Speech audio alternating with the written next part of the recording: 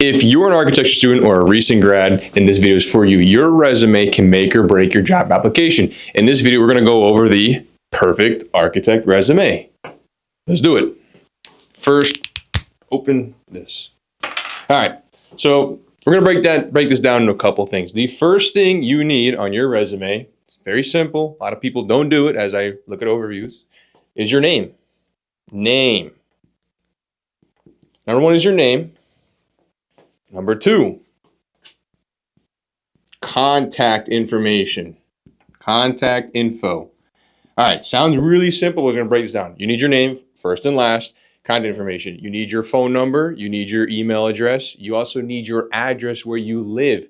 Don't just say Florida. Where in Florida? Because when you're looking, or I'm looking at applications, I want to see where in context you are. Because if you're driving 6 hours to work, you're most likely just doing this part-time or you got some other intentions. But an address, phone, email, address. Makes sense? Right. Number three,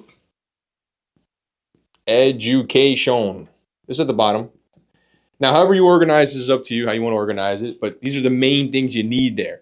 Education. You have a bachelor's. Where'd you go to school? I mean, high school is, you don't have to add a high school. But if you have a college degree, add a college degree. Your bachelor's, add that there. In addition to your education, this includes certificates, any courses, anything of that nature that you have. Let's say you took a drafting class or a Revit class or something. Add that to education. Pretty simple. So we got name, contact information, education. Number four, cuatro. Number four, history. History. Where did you work? Where have you worked? Again, if you've been worked at a place for a week or two, you don't really got to add that. But let's say, for example, you worked at a firm for several weeks, several months. Add your history. Add timelines. Also, very important, add someone that we can speak to. For example, a manager, a reference, add it in there. So let's say you worked at so-and-so's firm. You could speak to Johnny about it. History with reference, right? So we're building the base of your foundation, the pitch.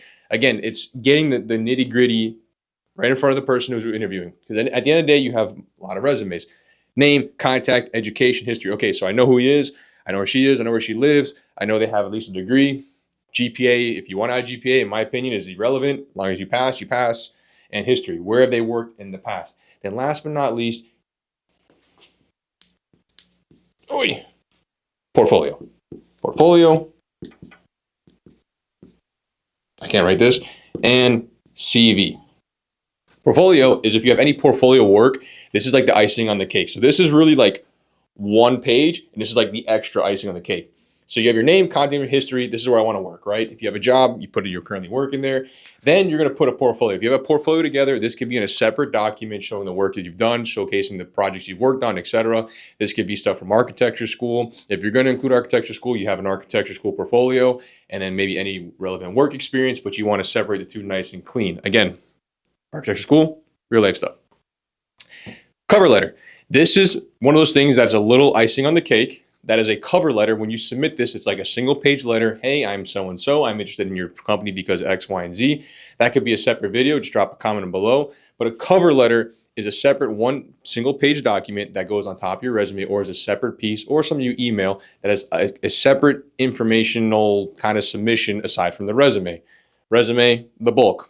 Icing on the cake, portfolio, and cover letter. And then last but not least, 6, submit. Just submit it to a bunch of people. But that's the way it goes. Submit to email, submit in person.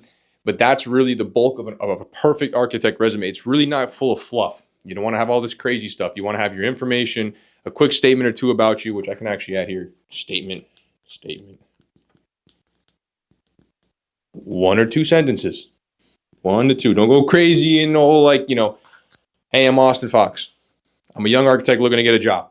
I live at so-and-so down the street. I went to school at FAU. I have a bachelor's. I worked at these places. Boom.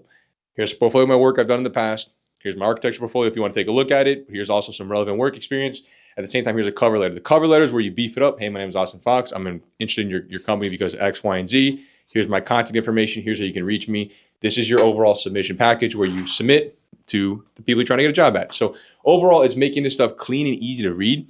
all these visuals, all these crazy stuff you try to do and make it all colorful can get distracting. Keep it simple, keep it clean.